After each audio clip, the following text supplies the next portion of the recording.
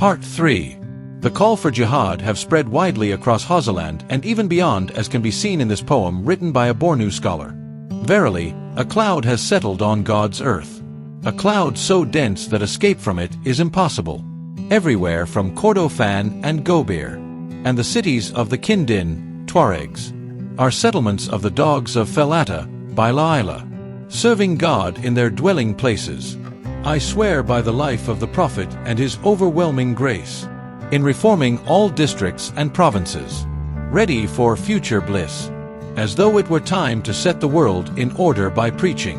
Alas, that I know all about the tongue of the fox. Bono scholar. In the same year, Usman started the jihad and founded the Sokoto Caliphate. By this time, Usman had assembled a wide following among the Fulani, Hausa peasants and Tuareg nomads. This made him a political as well as religious leader, giving him the authority to declare and pursue a jihad, raise an army and become its commander.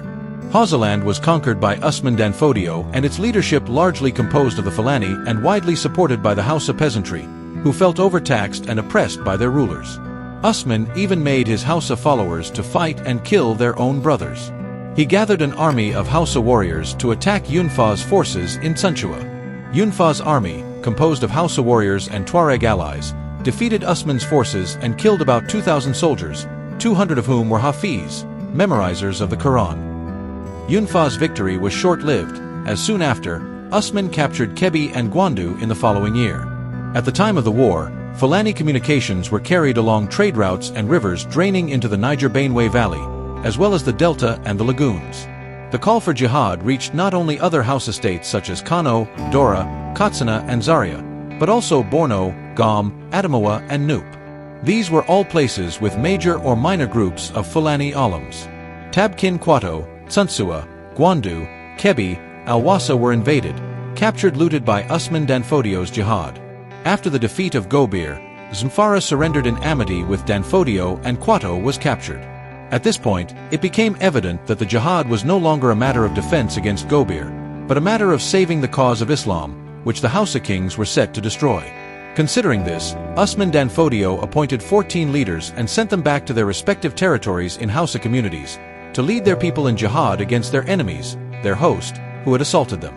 It was these developments that led to the major spread of Islam all over Hausa land, parts of Bornu and beyond. By 1808, Usman Danfodio had defeated the rulers of Gobir, Kano, Katsina and other Hausa kingdoms. He found himself in command of the states or kingdoms. The Sokoto Caliphate had become the largest state south of the Sahara at the time. It was a combination of an Islamic state and a modified Hausa monarchy. Muhammad Bello introduced Islamic administration, Muslim judges, market inspectors and prayer leaders were appointed, and an Islamic tax and land system were instituted with revenues on the land considered carriage and the fees levied on individual subjects called jizya, as in classical Islamic times. The Fulani cattle-herding nomads were sedentarized and converted to sheep and goat raising as part of an effort to bring them under the rule of Muslim law. Mosques and madrasas were built to teach the populace Islam. Arabic, Hausa and Fulfulde languages saw a revival of poetry, and Islam was taught in Hausa and Fulfulde.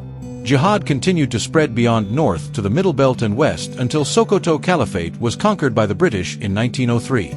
By 1835, the Oyo Empire eventually fell to the superior forces of the Fulani Empire from northern Nigeria. Thus, Afonja was assassinated and burned to death in 1824.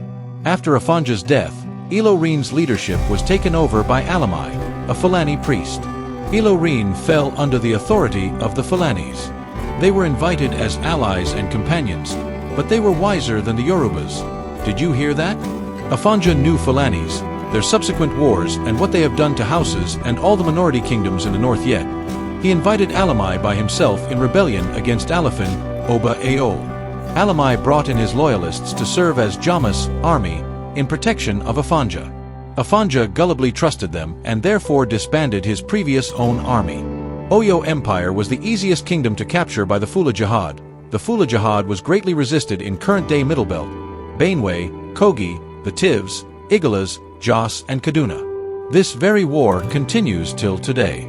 the son of the great-grandson and direct descendant of Usman Danfodio, Sir Amadou Bello, who later became the Seduana of Sokoto and later the premier of northern region of amalgamated Nigeria, reawakened the Fula ideology after Nigeria's independence.